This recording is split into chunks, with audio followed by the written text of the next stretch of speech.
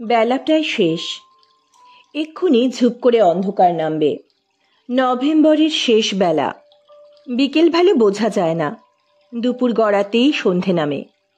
নভেম্বরের মন খারাপ করা বিকেল কেমন যেন শূন্য ঠেকে। দুর্গাপুজো, কালী পুজো, ভাইফোঁটার ঝলমলে আলো শেষে কেমন যেন নিভু নিভু মন খারাপ করা আলো। আচ্ছা, এমনও হয়? আলো তো আলোই, অথচ সময় বিশেষে ওই আলোই কত উজ্জ্বল মনে হয়, আবার সময় বিশেষে ম্লান। বোধহয় প্রকৃতি এই ভালো লাগা মন্দ লাগা নিয়ন্ত্রণ করে। সুমনা বারান্দার চেয়ারটাতে এসে বসে। খুব শখ ছিল এই প্রশস্ত বারান্দাতে একটা দোলনা হবে। সে অবসর সময়ে সেই দোলনায় বসে দোল খাবে আর গল্পের বই পড়বে। হয়নি। না, অর্থাভাবে নয়। দীপকের ইলেকট্রনিক গুডসের business. TV, fridge, washing machine, micro oven, OTG, induction, AC থেকে শুরু করে মোবাইল, আইফোন, ট্যাবলেট, ল্যাপটপ, আরও কি কি যেন আছে। এই অঞ্চলে দীপকের একচেটিয়া ব্যবসা। এত বড় ইলেকট্রনিক গুডসের দোকান এই অঞ্চলে নেই। দীপকের বাবা সরকারি ব্যাংকের ম্যানেজার ছিলেন। দীপকের ঠাকুরদার ব্যবসা ছিল। দীপক তার ঠাকুরদার মতো ব্যবসা বুদ্ধি পেয়েছে। সুতরাং উত্তরাধিকার সূত্রেই দীপকদের সম্পন্ন পরিবার। তবে দুহাতে রোজগার যেমন করে দীপক, তেমন নিজের পছন্দ মতন ব্যয়ও করে। বাড়ি ওর কাছে একটা অবসেশন। নিজের পছন্দ মতো গড়ে তুলেছে বাড়িটাকে। এটা ওর উত্তরাধিকার সূত্রে পাওয়া বাড়ি নয়, নিজের পছন্দে প্ল্যানিং ডিজাইন দিয়ে তৈরি করা বাড়ি। আর করবে নাই বা কেন? মানুষ পরিশ্রম করে অর্থ উপার্জন করেই তো নিজের মনের ইচ্ছে পূরণের জন্য। বাড়ি হবার সময় সুমনা একবার জানিয়েছিল মনের ইচ্ছে, কিন্তু দীপকের পছন্দ ছিল না, তাই আর হয়ে ওঠেনি। সুমনা ভেবেছে, আচ্ছা থাক, এত পরিশ্রম করে নিজের মনের মতো করেই গড়ে তুলুক স্বপ্নের বাড়ি। কি ভাবছেন? এই জন্য নভেম্বরের বিকেলে সুমনা উদাসীন? না না, সুমনার মন ভার অন্য কারণে। ছেলে শুভ্র ফোন করেছিল। ও এখন ব্যাঙ্গালোরে আইটি সেক্টরে কর্মরত। গতকাল রাতে ফোন করে বলল ওর আর স্নেহার ডিভোর্স হয়ে যাচ্ছে। বুকটা ছ্যাত করে উঠেছিল। মাত্র 1 বছর বিয়ে হয়েছে, নিজেরাই পছন্দ করে বিয়ে করেছিল।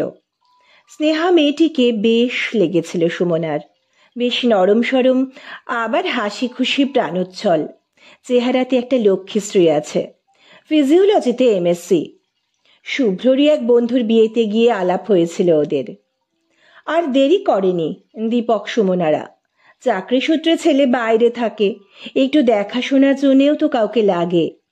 খুব শীঘ্রই 4 হাত এক করে দিয়েছিলেন তাঁরা। স্নেহার বাড়ি থেকেও কোনো অসুবিধে হয়নি, হবার কোনো কারণও ছিল না। কিন্তু মাত্র 1 বছরের মধ্যে কি হলো? স্মৃতির পাতা বেশ কিছুটা পেছনে উঠে গেল।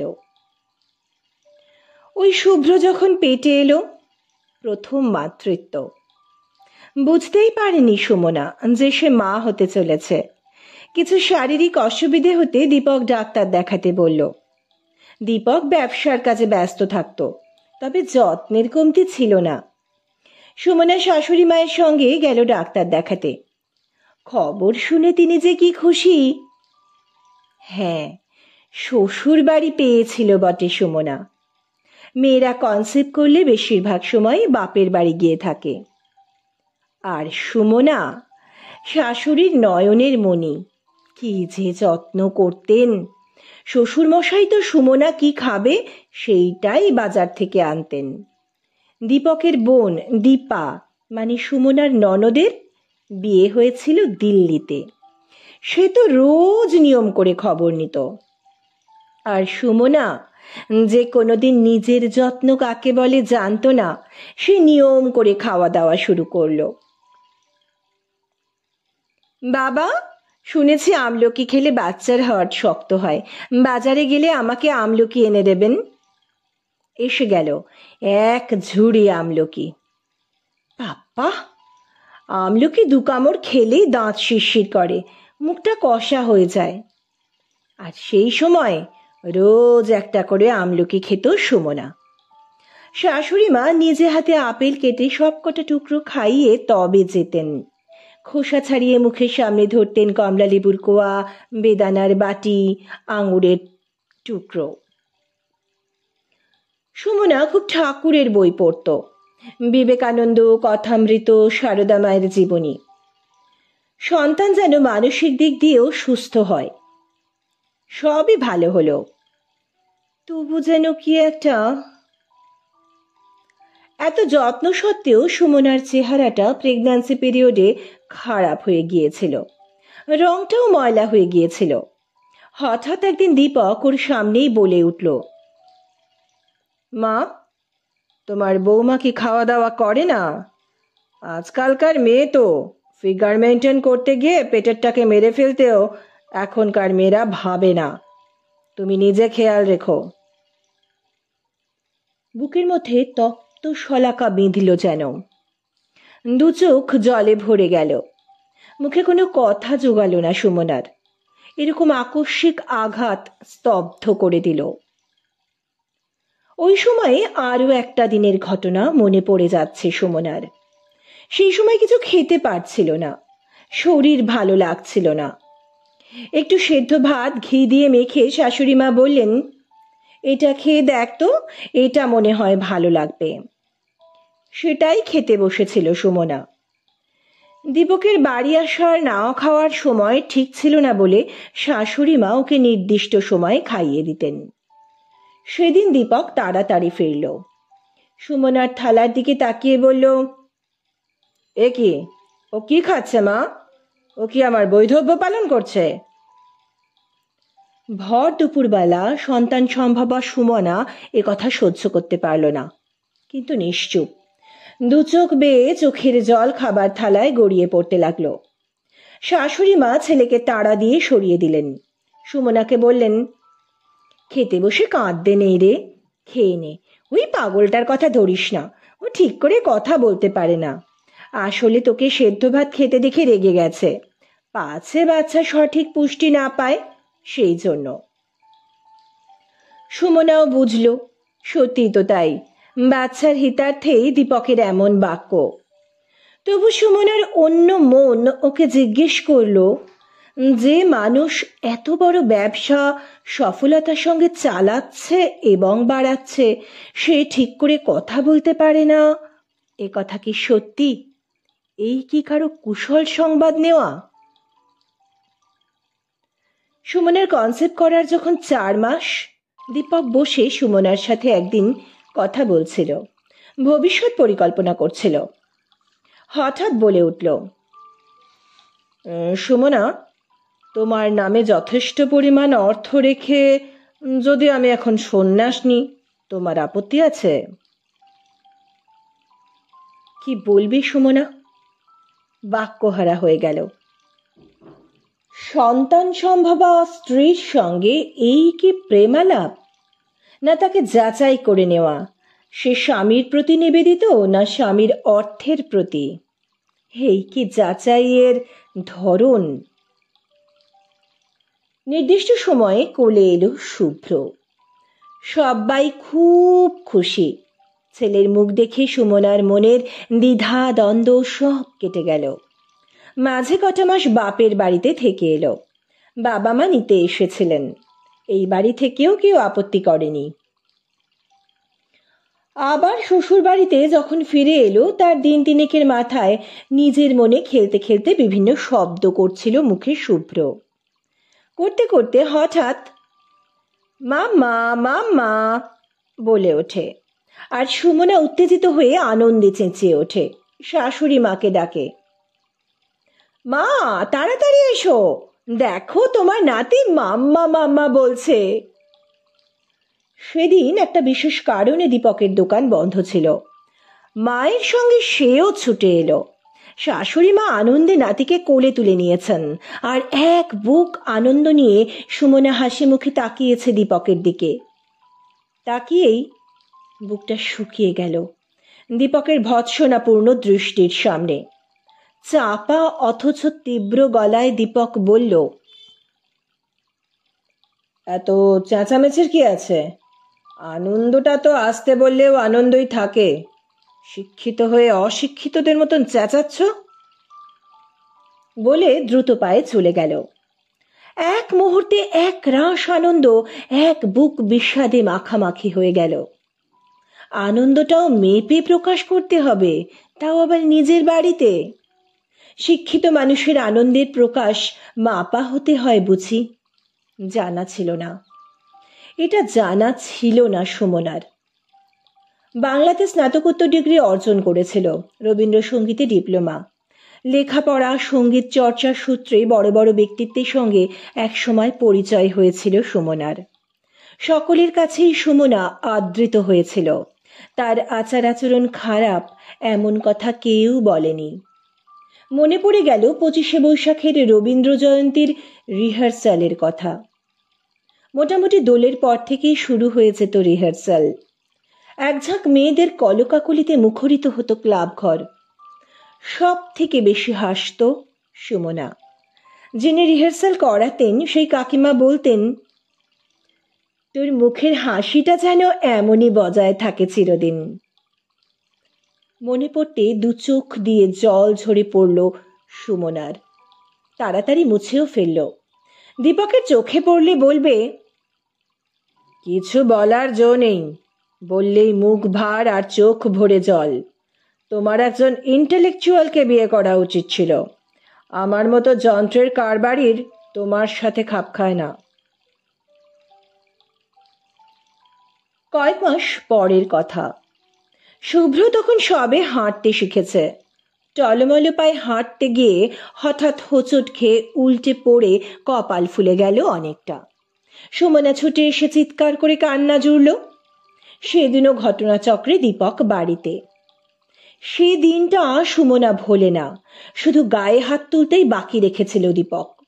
একে তো বাড়িতে সারাদিন শুয়ে বসে থাকে, একটা বাচ্চাকেও সামলে রাখতে পারে না, তার উপর মরা কান্না জুড়েছে বাড়িতে। আরো কত কি। এরপর দীপকের নিজের পছন্দের জমি কিনে মনের মতন করে বাড়ি করা। শ্বশুর শাশুড়ি বাধা দেননি। সারাদিন পরিশ্রম করে টাকা রোজগার করে, তার শখ হতেই পারে। সেই সময়ে সুমনা বলেছিল বারান্দায় একটা দোলনা করতে। না, সেটা দীপকের পছন্দ ছিল না, তাই আর হয়নি। শুভ্র চাকরি নিয়ে ব্যাঙ্গালোরে চলে যাবার পর দীপক একদিন বলল, তোমার অনেক দিনের শখ, এবার ড্রয়িং রুমে একটা রকিং চেয়ার করে দেব। সুমনা মুখ ফসকে বলে ফেলল, ওটা আমার শখে নয়, তোমার শখে হবে। আমি দোলনা চেয়েছিলাম, তাও 25 বছর আগে, বারান্দায়। ব্যাস, আগুনে যেন ঘি পড়ল। সুমনার এই কথা বলা কি সাজে? কি দেয়নি দীপক তাকে? জাগতিক পৃথিবীতে কি এমন সুখ বিলাসের জিনিস আছে যা দীপক সুমনাকে দেয়নি? কিন্তু সুমনার যেটা প্রয়োজন, ঠিক সেই জিনিসটা করতেই দীপকের আপত্তি।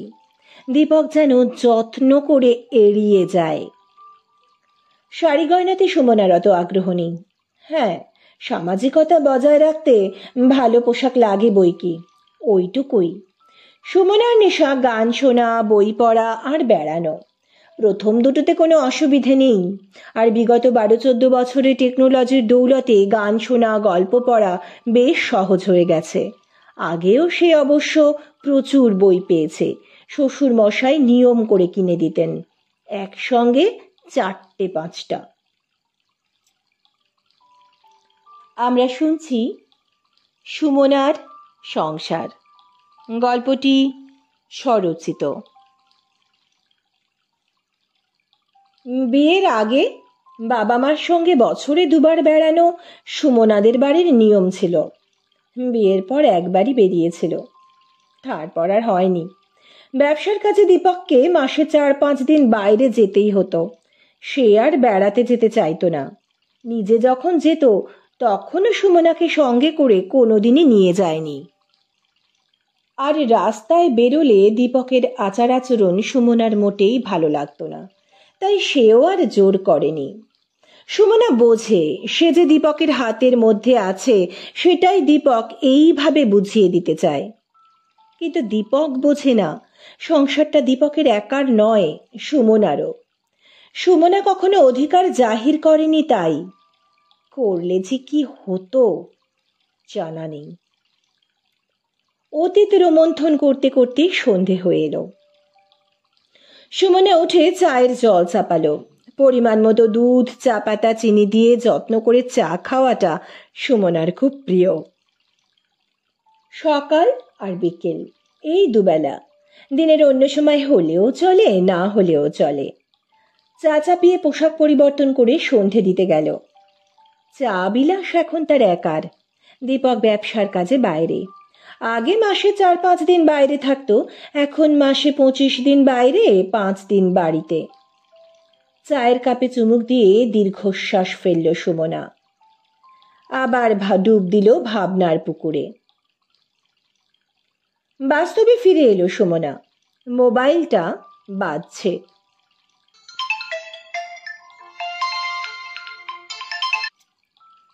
হ্যালো হ্যালো দিদি, আমি স্নেহার মা শ্রাবণী বলছি।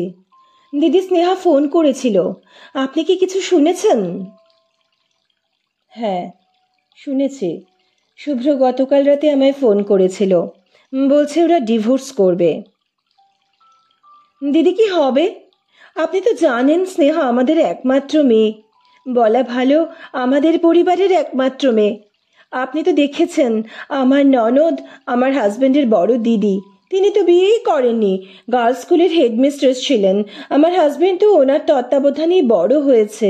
আর স্নেহা, আমি জন্মই দিয়েছি, সবই ওর ওই পিসি মনের মতো করে মানুষ করেছেন স্নেহাকে।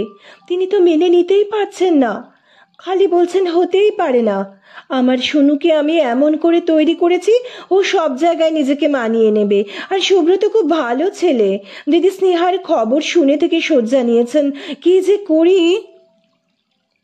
হ্যাঁ, আমিও গতকাল রাত থেকে খেতে ঘুমাতে পারছি না শ্রাবণী। আমাদের ধৈর্য ধরা ছাড়া উপায় নেই। ফোনে এত কথা হয় না, ওরা আসুক, আমরা একসঙ্গে বসবো, বোঝাবো, নিশ্চয়ই ভালো কিছু সমাধান হবে। হ্যাঁ দিদি, তাই যেন হয়। আচ্ছা, আমি ফোন রাখছি, মনে হয় দিদিভাই উঠে পড়েছে, যাই দেখি। শ্রাবণীর ননদের কথায় সুমনার মনে পড়ে গেল। নতুন বাড়িতে শুভ্র বড় হয়ে উঠতে লাগলো। সে বেশ মায়ের বাধ্য। তাকে নিয়ে সুমনাকে বিশেষ কষ্ট পেতে হয়নি। ছোট থেকেই খুব নিয়মনিষ্ঠ, সময়ে খেলা, সময়ে পড়াশোনা খুব মন দিয়ে করত সে, মায়ের বাধ্যও ছিল। এরই মধ্যে একদিন সুমনার ননদ দীপা এলো ওদের বাড়িতে, দাদার নতুন বাড়িতে কদিন থাকবে বলে। কদিন থেকেও গেল হই হই করে। এরই মাঝে একদিন বেশ বড় সড়ো একটা ইলিশ মাছ এলো। ইলিশ মাছ বাড়ির সকলেরই প্রিয়। দিনের বেলা সবাই খুব আনন্দ করে খেলো, 2 পিস 3 পিস যে যেমন পারলো। রাতে খেতে দেওয়ার আগে সুমনা হিসেব করে দেখলো সবার 1 পিস করে হবে, কিন্তু একজনের কম পড়বে। সুমনা কি করবে মনে মনে ভেবে নিল। বিয়ের আগে বাড়িতে লোকজন এলে মা যা করতেন তাই করবে ও। সুমনা পরে খেতে বসবে ভেবেছিল, কিন্তু দীপা ছাড়ল না। সবাই একসাথেই খেতে বসলো। দীপা বলল, বৌদি, তুমি মাছ নাওনি কেন? না গো দীপা, ও বেলা বড্ড বেশি খেয়ে ফেলেছি, এবেলা আর ভালো লাগছে না। তুমি তো ইলিশ মাছ ভালোবাসো বৌদি। আজ ভালো লাগছে না গো, কাল খাবো। দীপক হঠাৎ বলে উঠল, নিশ্চয়ই কিছু মতলব আছে। ও তুই বুঝবি না, তোর সাদা মনে এসব ঢুকবে না, ওর মাথায় কি ঘুরছে, তুই খা। কোনো মতে চোখের জল চেপে মুখে ভাত তুলল সুমনা। কি মতলব থাকতে পারে বলে দীপক মনে করল, কি মতলবের কাজই বা করতে দেখেছে কোনোদিন? না, ভাবনা বড় খারাপ জিনিস। দেখতে দেখতে সন্ধে পেরিয়ে ঘড়ির কাঁটা রাত 9টার ঘর স্পর্শ করেছে। খিদের তেমন অনুভব নেই। আর এক কাপ চা করে একটু শুকনো মুড়ি দিয়ে খেয়ে শোয়ার ব্যবস্থা করছে সুমনা। এমন সময় মোবাইলটা আবার বেজে উঠল। হ্যালো হ্যালো দিদি, আমি শ্রাবণী আবার ফোন করেছি।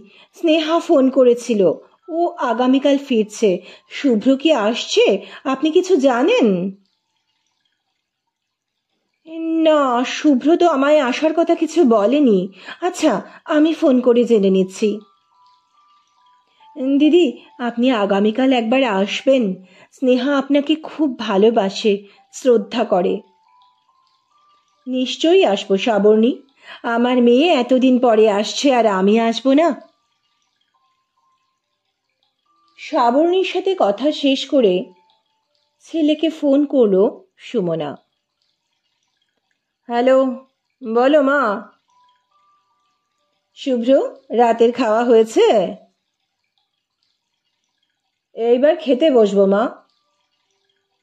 শুভ্র, তুই কি কাল বাড়ি আসছিস? না তো মা, আমি তো তোমাকে বাড়ি যাবার কথা কিছু বলিনি। ও, স্নেহা ফিরছে বলে বলছো? না না, ও ফিরুক, আমি এখন ফিরবো না।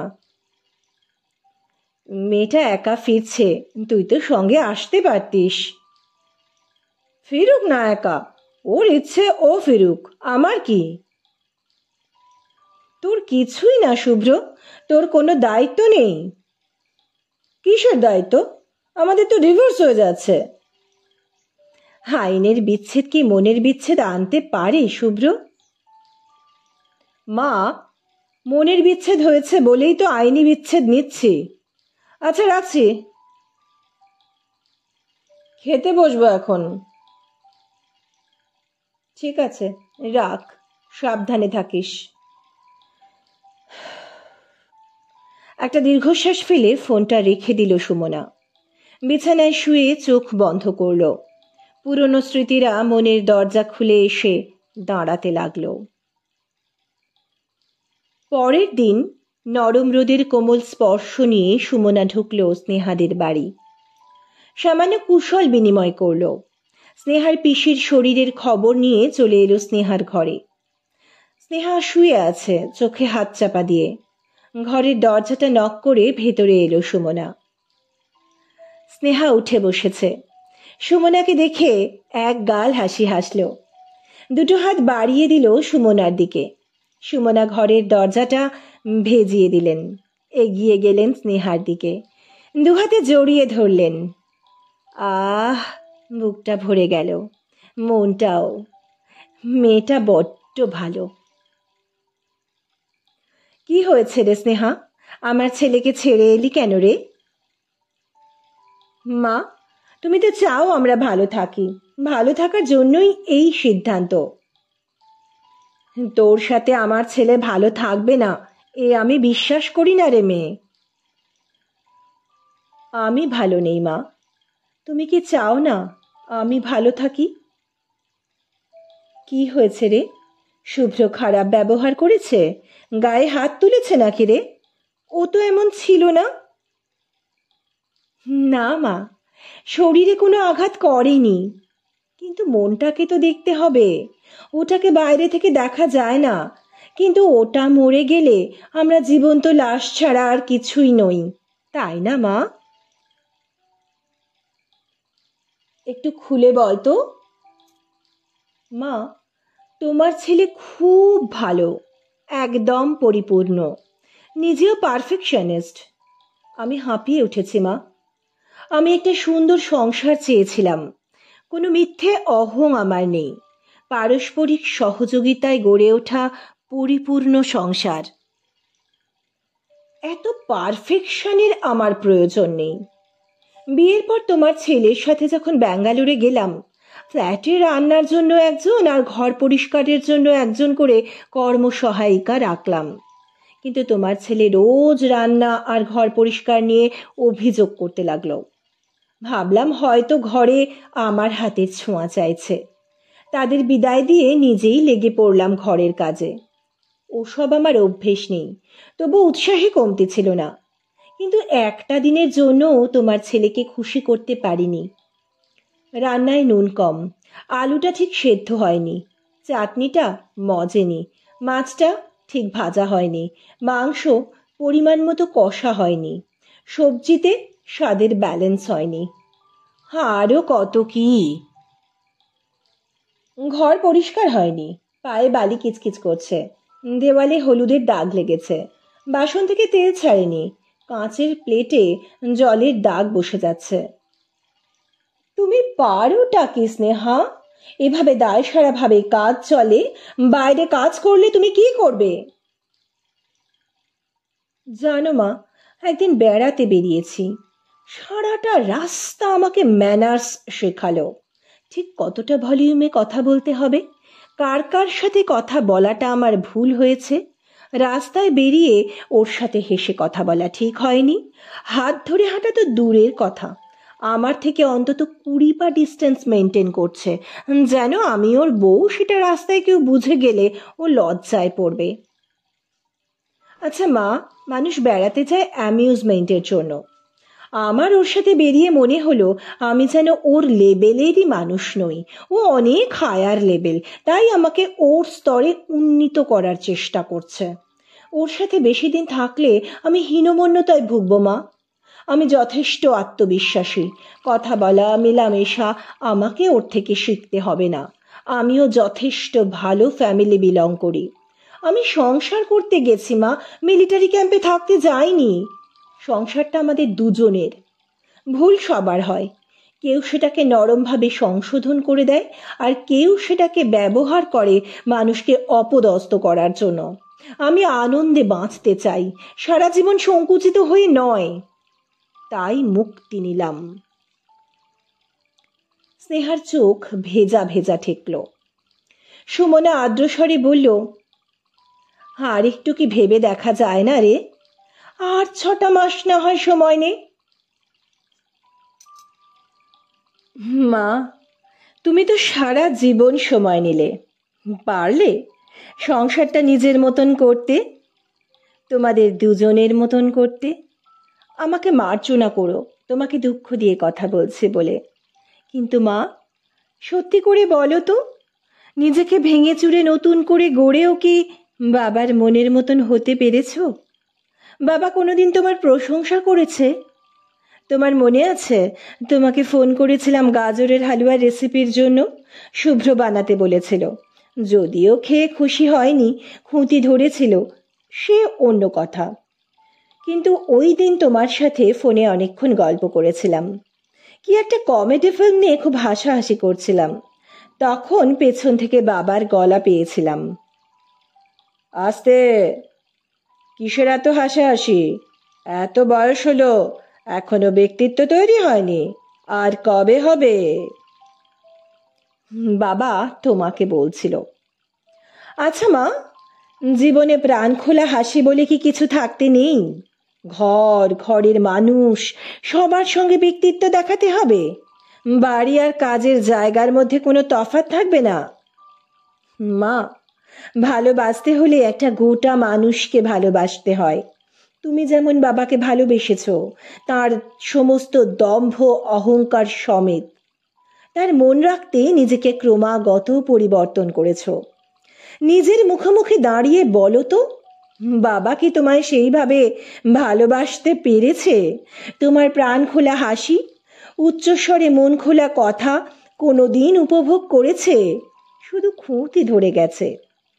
একতরফা ভালোবাসা শুধু একজনের স্বাচ্ছন্দ্যকে নিশ্চিত করে। নিজেকে পরিবর্তন করে বাবার মনের মতো হতে পেরেছ কি? বাবাকে এভাবে মূল্যায়ন করার জন্য ক্ষমা করে দিও। আমি তোমার মতো ভালো বউ হতে চাই না মা, আমি তারই ভালো বউ হব যে আমার ভালো বর হবে। সুমনা স্তব্ধ। সত্যি তো, সারা জীবন নিজেকে ভেঙে চুরে দীপকের মনের মতো করে গড়ে তুলতে চেয়েছে সে।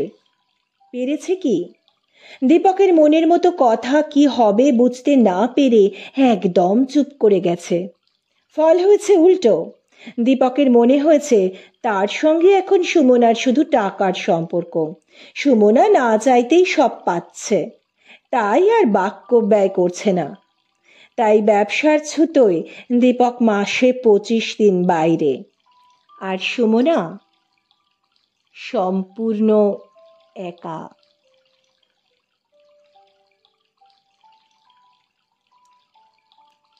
বন্ধুরা, আজকের গল্প এখানেই শেষ হলো। গল্পটি ভালো লাগলে লাইক করবেন, অনেক শেয়ার করবেন এবং আপনাদের মতামত জানাবেন। আর যারা চ্যানেলটি এখনও সাবস্ক্রাইব করেননি তাদের কাছে অনুরোধ রইল চ্যানেলটি সাবস্ক্রাইব করার জন্য। আর যারা চ্যানেলটি ইতিমধ্যেই সাবস্ক্রাইব করেছেন তাদেরকে আমার অনেক ধন্যবাদ। সুস্থ থাকবেন, ভালো থাকবেন। নমস্কার।